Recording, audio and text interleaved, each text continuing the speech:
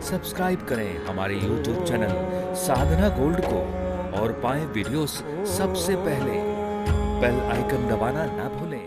जन्म में हमें जो करना है वो विशेष ये करना है कि आपको लाल आसन की आवश्यकता है। जब आप चौकी पर माँ को बैठा के पूजन कर रहे हैं, जब आप चौकी पर माँ को बैठा कर पूजन कर रहे हैं, उस समय आपको लाल आसन की आवश्यकता पड़ेगी।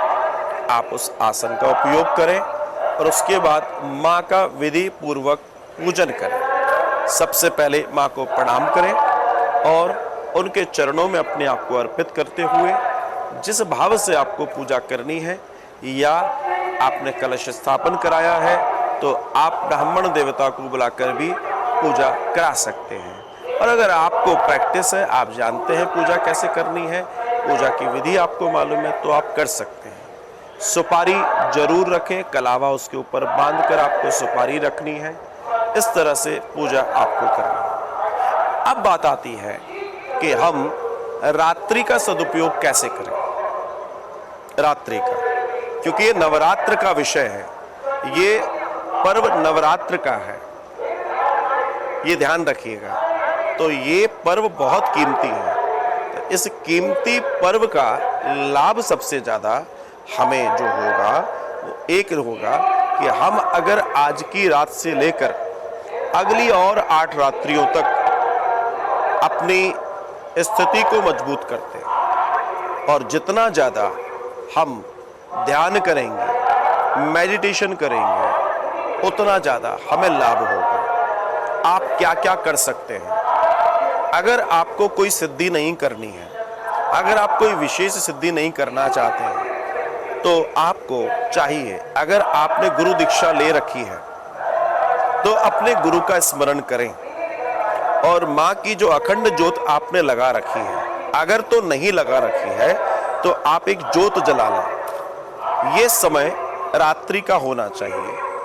आपने स्नान कर लेना है। ध्यान रखिएगा, आप स्नान कर लें और स्नान करने के बाद आप बहुत प्रेम से, बहुत आनंद के साथ माँ का स्मरण करेंगे। जब आप माँ के पूजन के लिए बैठेंगे, अर्थात आज के जप तप के लिए बैठेंगे, तो आपको चाहिए कि आप आज के दिन आज शैलपुत्री है, चाहे तो आप आसन भी बदल सकते हैं।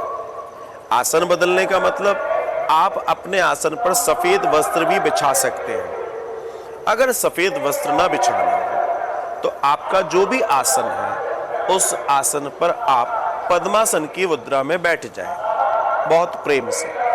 और जो सामने आपने ज्योत लगा रखी है, जो भी ज्योत प्रज्वलित की है, उस ज्योत के नीचे अक्षत जरूर होने चाहिए। ज्योत मैंने आपको बताई, माँ के लिए जितनी ज्योत आप लगाएंगे, उन ज्योत में ऊपर का मुख लाल कुमकुम से आप रंग देंगे, वो रंगा होना चाहिए। वो जितना रंगा होगा उतना आपके लिए अच्छा होगा। ज्योत में से लालिमा निकलनी चाहिए। ध्यान रखें, ज्योत में से लालिमा निकलनी चाहिए। जितनी लालिमा निकलेगी वो आपके लिए उतना लाभप्रद और सुंदर होने वाली है।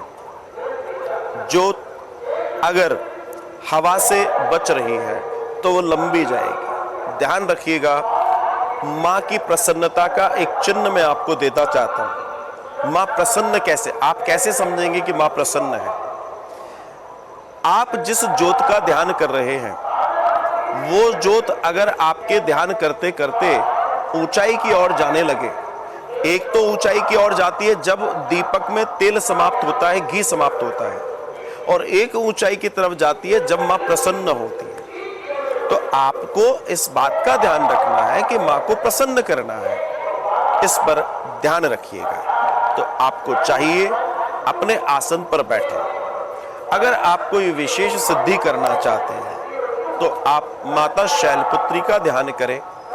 शैलपुत्री का चित्र अगर आपके पास है तो ठीक है, वरना आप माँ शैलपुत्री का चित्र आपके मोबाइल से निकाल सकते हैं और निकालकर बड़े प्रेम से उनको एकटक देखते रहिए। जो आप एकटक देखते रहेंगे उसके बाद आप देखेंगे कि आपका चित्त वहां लग जाएगा, जुड़ जाएगा। जैसे ही आप जुड़ जाएंगे उसका लाभ आपको मिलेगा। ऐसी कंडीशन में जब आप आराम से बैठ जाएंगे आलती पालती मार के पद्मासन में, तो आप माँ का ध्यान कीजिए।